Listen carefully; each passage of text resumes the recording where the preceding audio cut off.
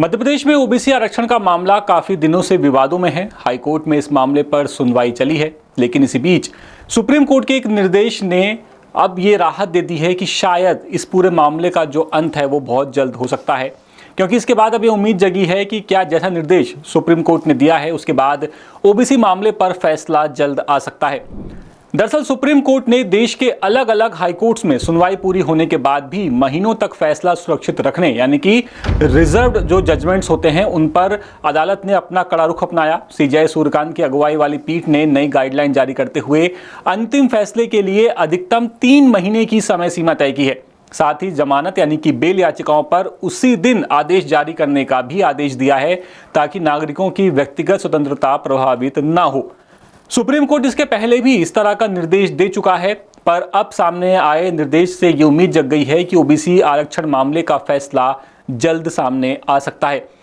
शीर्ष अदालत ने साफ कहा कि फैसलों में देरी से वादियों को भारी नुकसान होता है और ये न्याय की मूल जो भावना है उस भावना के खिलाफ है।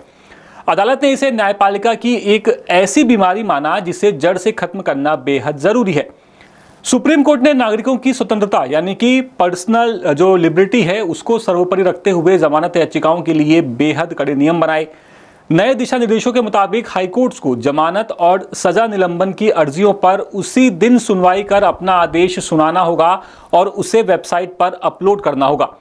अगर किसी विशेष परिस्थिति में फैसला सुरक्षित रखा जाता है तो उसे अगले ही दिन सुनाकर हर हाल में अपलोड करना होगा। इसके अलावा बेल ऑर्डर मिलते ही कैदी को जो कैदी होगा उसे उसी दिन अधिकतम अगले दिन या फिर अगर उस दिन फैसला नहीं दे पाए तो अधिकतम एक दिन और ले सकते हैं आप, लेकिन आपको अगले दिन उसे जेल से रिहा करना अनिवार्य कर दिया गया है, ये भी कहा है सुप्रीम कोर्ट ने।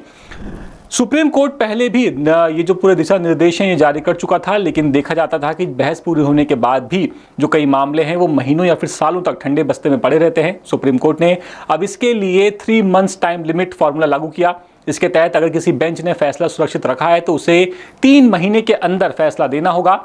अगर 3 महीने गुजर जाने के बाद भी फैसला नहीं आता तो रजिस्ट्रार जनरल इस मामले को संबंधित हाईकोर्ट के चीफ जस्टिस के सामने रखेंगे। इसके बाद चीफ जस्टिस संबंधित बेंच को 2 हफ्ते के अंदर फैसला सुनाने का नोटिस देंगे।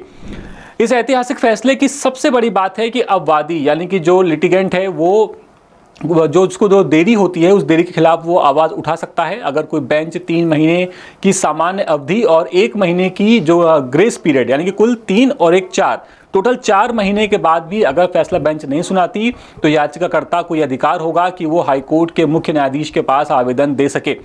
इस आवेदन के जरिए वो ये गुहार लगा सकता है कि उसका मामला उस सुस्त बेंच से वापस लेकर के किसी दूसरी बेंच को सौंप दिया जाए, ताकि मामले पर नए सिरे से सुनवाई हो सके।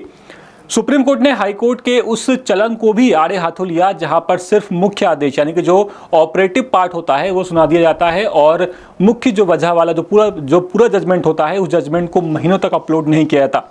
सुप्रीम कोर्ट ने आदेश दिया कि ओपन कोर्ट में सुनाए गए फैसले को 24 घंटे के अंदर वेबसाइट पर डालना होगा।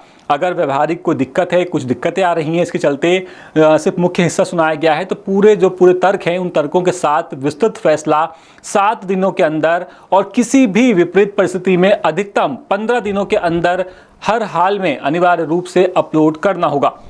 तो ऐसे में अब आपको क्या लगता है कि जो ओबीसी आरक्षण का मामला है जो मध्य प्रदेश हाईकोर्ट में फंसा हुआ है, इस पर हाईकोर्ट अपना फैसला कब तक दे सकता है? आपकी इस पूरे मामले पर राय क्या है? आप हमें कमेंट करके ज़रूर बताइएगा और द सूत्र को सब्सक्राइब करना बिल्कुल मत भूलिएगा।